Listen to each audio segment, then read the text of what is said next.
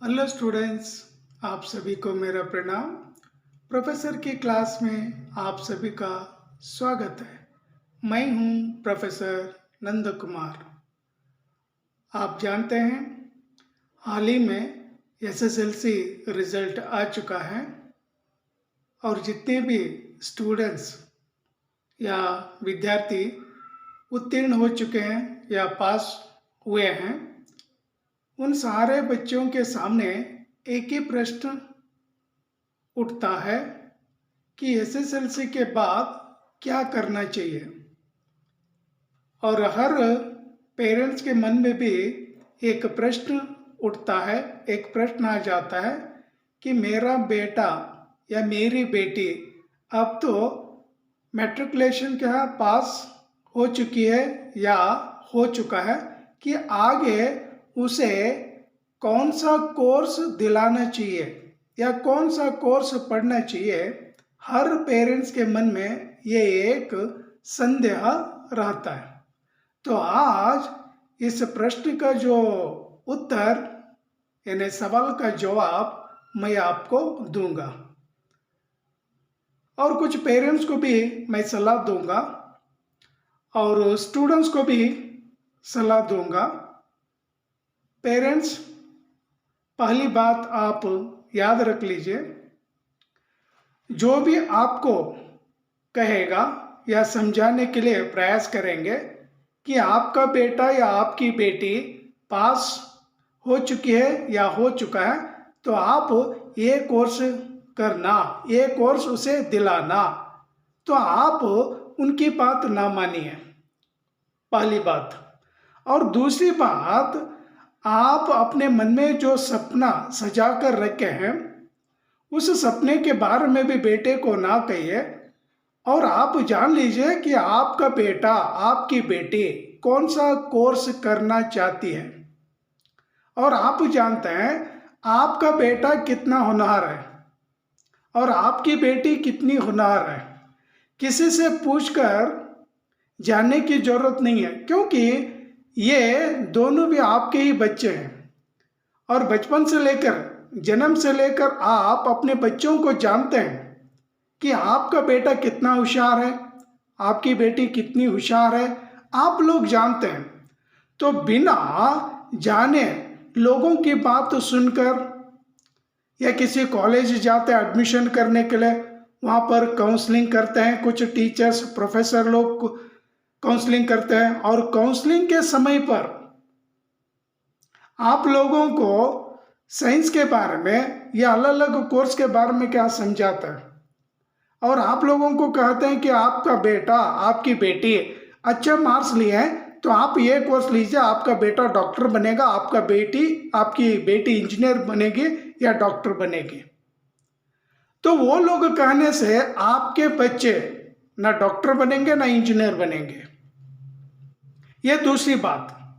और तीसरी बात, ये बहुत ही अहम बात है, तो आप किसी कॉलेज में एडमिशन करने से पहले या एडमिशन के लिए जाने से पहले आप अपने बच्चों से पूछ लीजिए, बेटे से भी पूछ लीजिए और बेटी से भी पूछ लीजिए कि आप किस कोर्स में क्या दिलचस्पी रखते हैं, उन्हें किस कोर्स में क्या इंटरेस्ट है और उनका नॉलेज किस में है, वो पहले आप लोग देख लीजिए या जानने के लिए कोशिश करिए।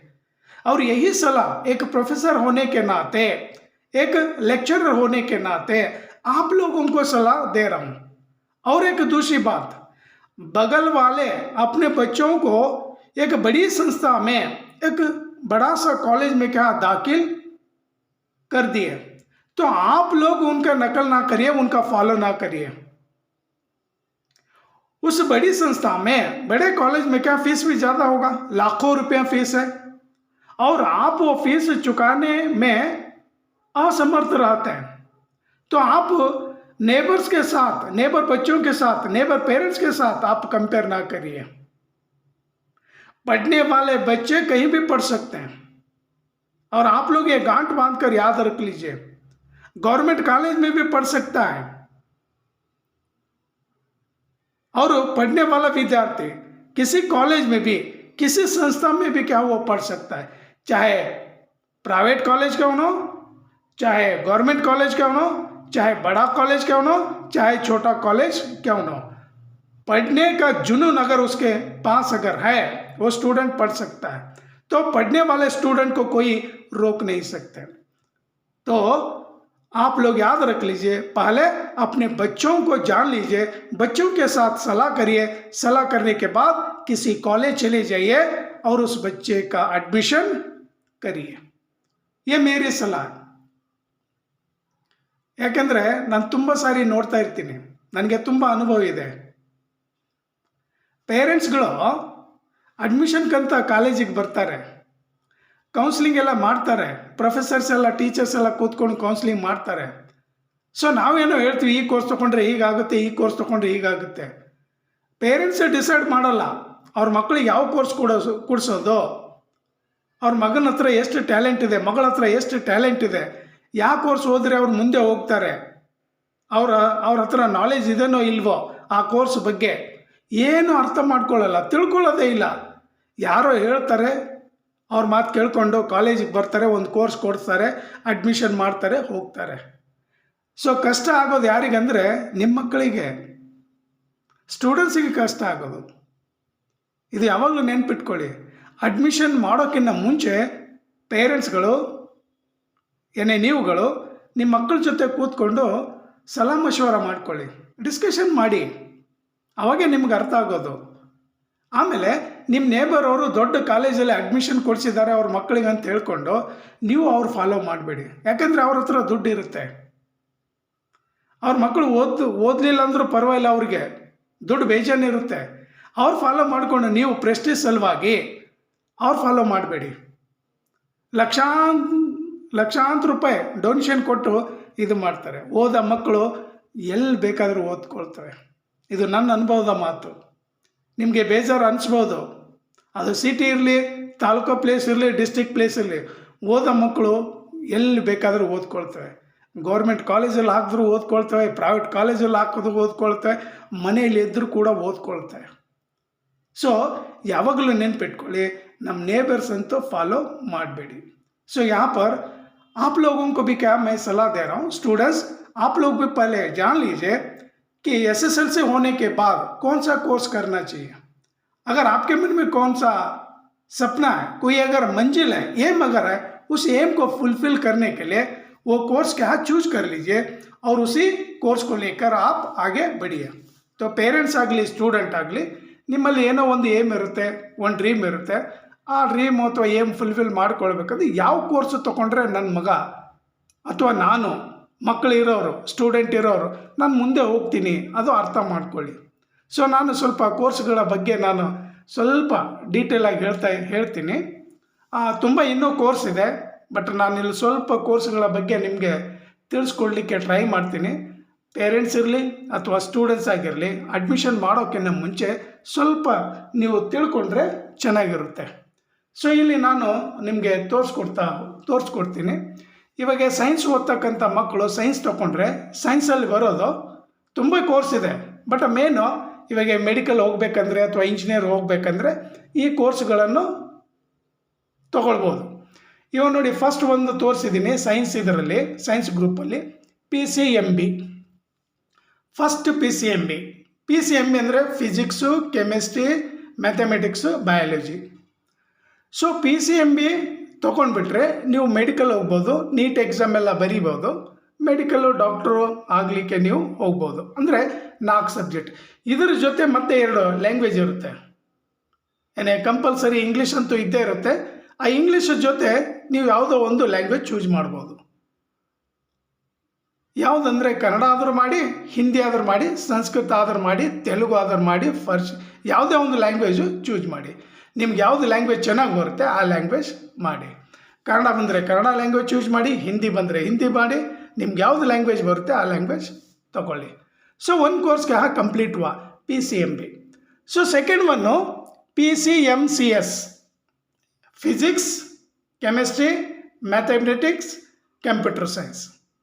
और ये कंप्यूटर साइंस लेने वाले बच्चे कंप्यूटर साइंस यानी नेक्स्ट सेकेंड पीयूसी कंप्लीट होने के बाद इंजीनियरिंग करने के लिए चले जाते हैं और कंप्यूटर ब्रांच क्या वो लोग चूज कर लेते हैं और कंप्यूटर में ही वे लोग आगे क्या बढ़ते हैं। सो थर्ड वन है PCME यानी फिजिक्स, केमिस्ट्री, मैथमेटिक्स, इलेक्ट्रॉनिक्स। सो ये भी क्या साइंस का ही कोर्स है और इसमें भी क्या आप ले सकते हैं और इंजीनियरिंग के लिए जा सकते हैं। सो यहाँ पर मेडिकल अगर जाना है या डॉक्टर अगर बनना चाहिए तो फर्स्ट वन क्या ये लेना पड़ता है क्योंकि बायोलॉजी क्या मेन है।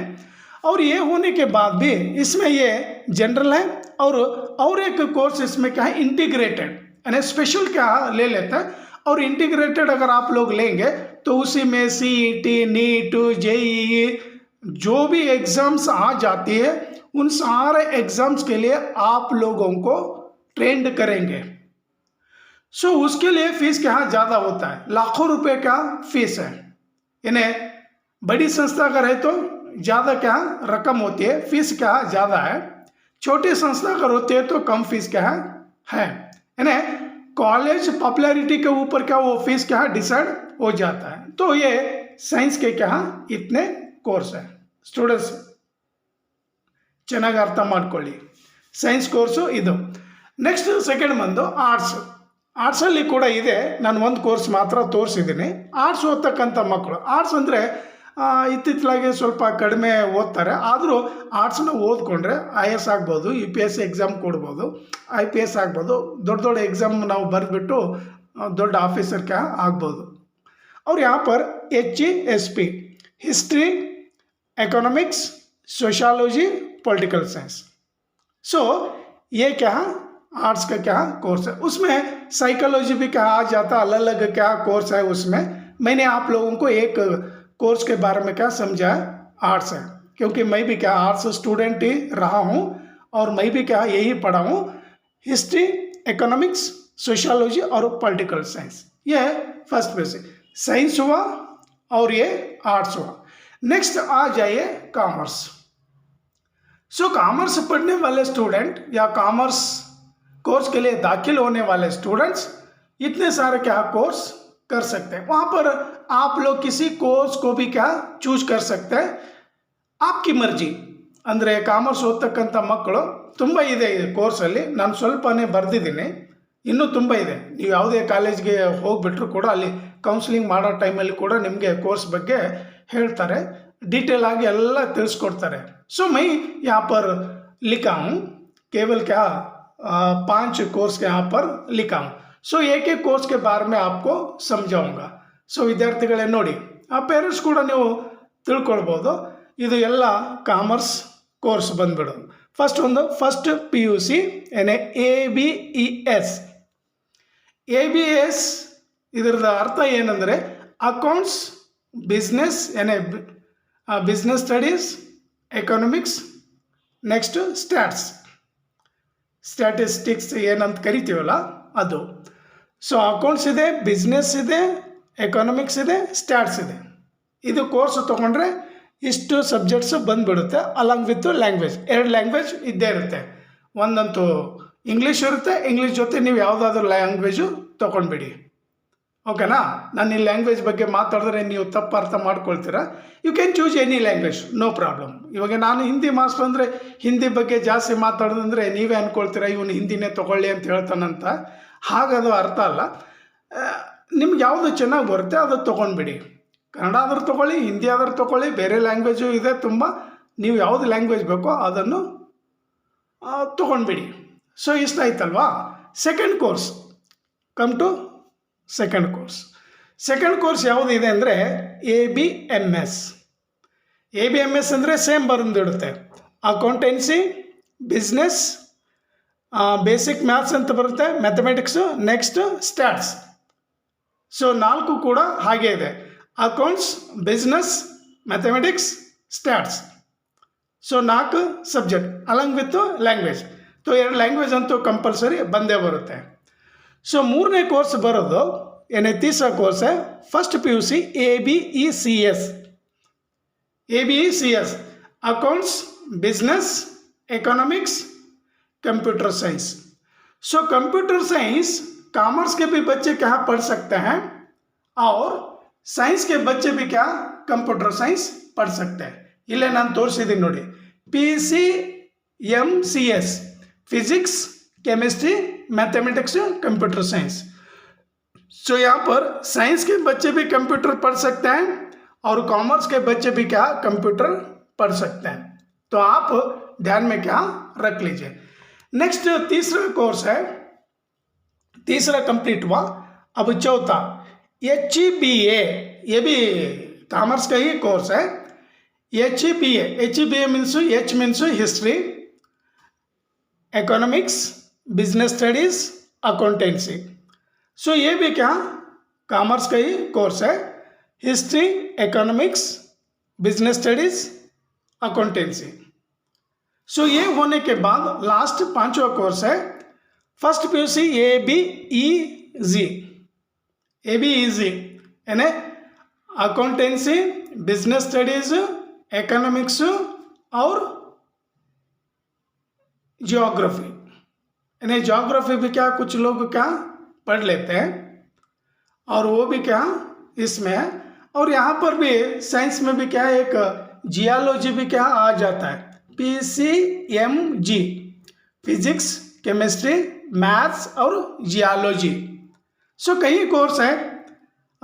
पेरेंट्स आप लोग भी क्या जान लीजिए, कई कोर्स है. मैं कुछ ही कोर्स के बारे में आप लोगों को समझा रहा हूँ. तो आप लोग किसी कॉलेज जाने के बाद कई कोर्स के यहाँ आप लोगों को दिखाएंगे, कई कोर्स के बाद बारे में आपको समझाएंगे. वहाँ जाने के बाद आपको पता चलेगा. तो इस वीडियो को अगर नए भी अगर देख रहे हैं तो आप लोगों को अगर अच्छा लग रहा है या अच्छा लगता है तो सब्सक्राइब करिए. सब्सक्राइब करना ना भूलिए, लाइक करिए, शेयर करिए, कमेंट करिए और नए अगर है तो सब्सक्राइब कर लीजिए कृपया करके. सो नेक्स्ट आप लोगों को समझाऊंगा कि इतने सारे क्या कोर्स आप लोग कोर्स के बारे में समझ लिए. तो नेक्स्ट अगर एडमिशन के लिए अगर चले जाएंगे तो आप कौन सा कोर्स करना चाहते हैं तो पहले डिसाइड कर लीजिए. डिसाइड करने के बाद वही क्या कोर्स आप करिए. एक बार फर्स्ट PUC में जो लैंग्वेज आप लेते हैं या फर्स्ट PUC में जो कोर्स आप लेते हैं, चाहे साइंस ले लो, चाहे आर्ट्स ले लो, चाहे कॉमर्स ले लो, सेकेंड PUC में भी सेम कोर्स आपको पढ़ना है. लैंग्वेज भी सेम रहेगी. लैंग्वेज को क्या चेंज कर नहीं सकते, भाषा को चेंज कर नहीं सकते. नेक्स्ट सेकेंड PUC होने के बाद अगर डिग्री अगर आप जा रहे हैं तो डिग्री में आप लोग चेंज कर सकते हैं लैंग्वेज को, या पूरा कोर्स को भी क्या चेंज कर सकते हैं. तो वो वहाँ पर कोई दिक्कत नहीं है. कॉमर्स पढ़े हुए स्टूडेंट भी क्या BCA भी क्या कर सकते हैं, BBA भी क्या कर सकते हैं और BCom भी क्या कर सकते हैं. और अलग अलग कोर्स क्या डिग्री में भी है. और डिग्री के बारे में यहाँ पर नहीं समझाऊंगा, केवल फर्स्ट PUC के स्टूडेंट आप समझ लीजिए. और आपको कौन सा कोर्स करना है, जिस कोर्स को लेकर आपको आगे बढ़ना है वही कोर्स आप लोग चूज कर लीजिए. अन्यथा एक कोर्स लेंगे, आपको अगर इंटरेस्ट नहीं रहेगा तो आप मुश्किल में क्या पड़ जाएंगे. तो ಸ್ಟೂಡೆಂಟ್ಸ್ ನಿಮ್ಗೆ ಯಾವುದು ಕೋರ್ಸ್ ಬೇಕೋ ಆ ಕೋರ್ಸನ್ನು ಚೂಸ್ ಮಾಡ್ಕೊಳ್ಳಿ, ಅದನ್ನೇ ಚೆನ್ನಾಗಿ ಓದ್ಕೊಳ್ಳಿ. ಮುಂದೆ ನಿಮಗೆ ಒಳ್ಳೆಯದಾಗುತ್ತೆ, ಫ್ಯೂಚರ್ ತುಂಬ ಚೆನ್ನಾಗಿರುತ್ತೆ. ಸೊ ಪೇರೆಂಟ್ಸ್ ಕೂಡ ನೀವು ಮಕ್ಕಳಿಗೆ ಫೋರ್ಸ್ ಮಾಡಬೇಡಿ. ದಯವಿಟ್ಟು ನಿಮ್ಮ ಮಗು ಅಥವಾ ಮಗ ಆಗಲಿ ಮಗಳಾಗಲಿ ಯಾವುದು ಓದ್ತಾರೆ ಅದನ್ನು ಕೊಡಿಸ್ಬಿಡಿ. ನಿಮ್ಮ ಸಲುವಾಗಿ ಕೊಡಿಸ್ಬಿಟ್ಟು ಮಕ್ಕಳು ಓದಲಿಲ್ಲ ಅಂದರೆ ಅದು ನಿಮಗೆ ಪ್ರಾಬ್ಲಮ್ಮು. ಸೊ ಮಕ್ಕಳ ಮೇಲೆ ಬಿಟ್ಬಿಡಿ. ಮಕ್ಕಳು ಯಾವ ಕೋರ್ಸ್ ಓದ್ತಾರೆ ಆ ಕೋರ್ಸ್ ಮಾಡಲಿಕ್ಕೆ ಬಿಟ್ಬಿಡಿ. ಸೊ ಇಲ್ಲಿ ತನಕ ನಾನು ಕೋರ್ಸ್ಗಳ ಬಗ್ಗೆ ನಿಮಗೆ ಡೀಟೇಲ್ ಆಗಿ ಹೇಳಿದ್ದೀನಿ. सो और भी अगर आपको ज़्यादा डिटेल अगर चाहिए कोर्स के बारे में तो आप जिस गांव में रहते हैं, जिस शहर में रहते हैं, तो उस शहर के जो उस शहर में जो कॉलेज होते हैं उन कॉलेज में जाकर आप लोग क्या पूछ सकते हैं और वहाँ के लोग भी क्या काउंसलिंग आपको करेंगे.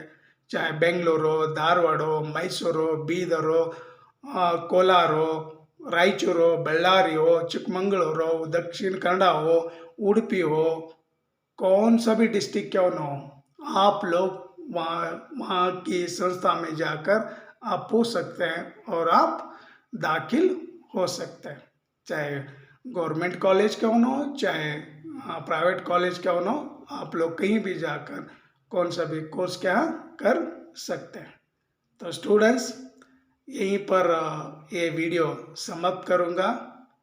जय हिंद, वंदे मातरम, धन्यवाद, थैंक यू।